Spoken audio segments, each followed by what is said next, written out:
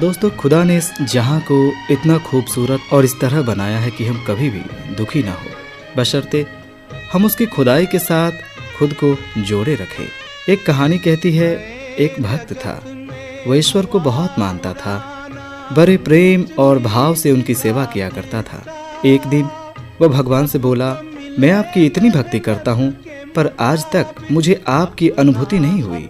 मैं चाहता हूँ कि आप भले ही मुझे दर्शन ना दे, पर ऐसा कुछ कीजिए कि मुझे ये अनुभव हो कि आप उपस्थित हो।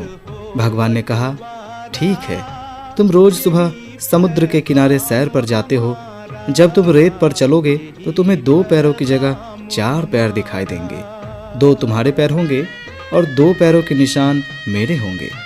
इस तरह तुम्हें मेरी अनुभूति होगी। अगले दिन वह सैर पर गया। जब रेत पर चलने लगा तो उसे अपने पैरों के साथ साथ 2 पैर और भी दिखाई दिए।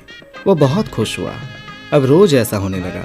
एक बार उसे व्यापार में घाटा हुआ, सब कुछ चला गया। वह सड़क पर आ गया। उसके अपनों ने भी उसका साथ छोड़ दिया। अब वह सैर पर गया तो उसे 4 पैरों की जगह 2 पैर ही दिखाई दिए। उसे बहुत आश्चर्य हुआ कि बुरे वक्त में ईश्वर ने भी साथ छोड़ दिया। कुछ समय बाद धीरे धीरे सब कुछ ठीक होने लगा। फिर सब लोग उसके पास वापस आने लगे। एक दिन जब वह सैर पर गया तो उसने देखा कि 4 पैर वापस दिखाई देने लगे। उससे अब रहा नहीं गया। वह बोला, भगवान, जब मेरा बुरा वक्त था तो सबने मेरा साथ छोड़ दिया था, पर मुझे इस बात का गम नहीं था, क्योंकि इस दुनिया में ऐसा ही होता है। पर आपने भी उस समय मेरा साथ छोड़ दिया था। आपने ऐसा क्यों किया? भगवान ने कहा, तुमने ये कैसे सोच लिया कि मैं तुम्हारा साथ छोड़ दूंगा? मैं अपने बच्चों का साथ कभी नहीं छोड़ता।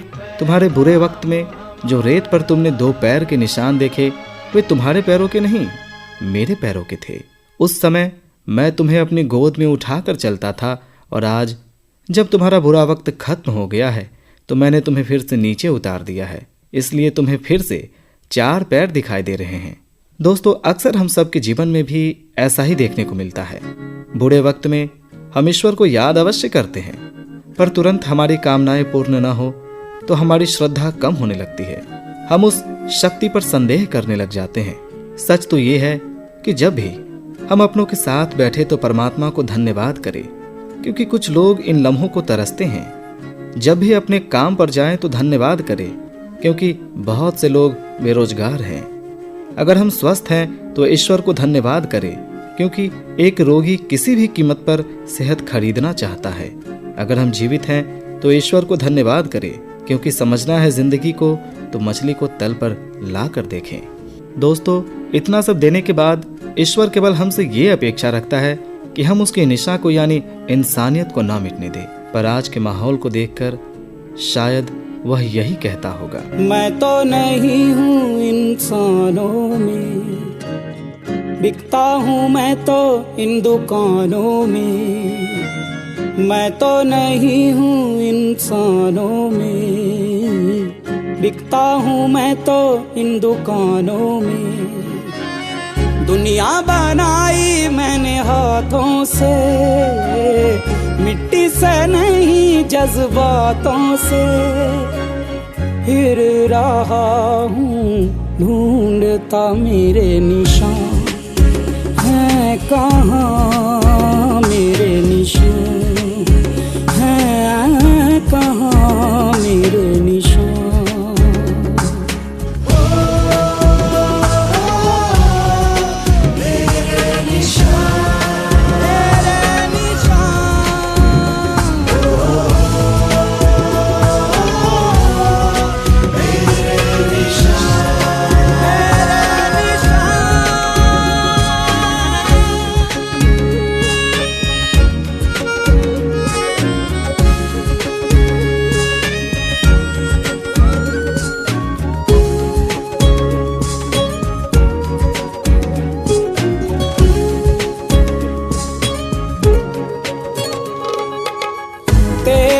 साया बनके तेरे साथ चला मैं, जब धूप आई तेरे सर पे तो छाँव बना मैं।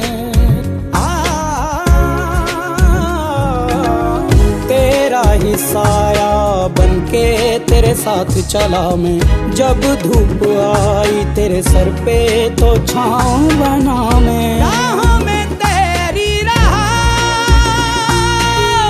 मैं हम सफर की तरह,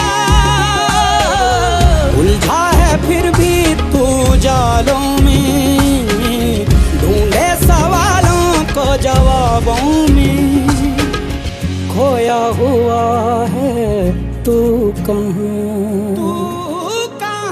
मेरे निशान हैं कहाँ, मेरे निशान हैं कहाँ, मेरे निशान।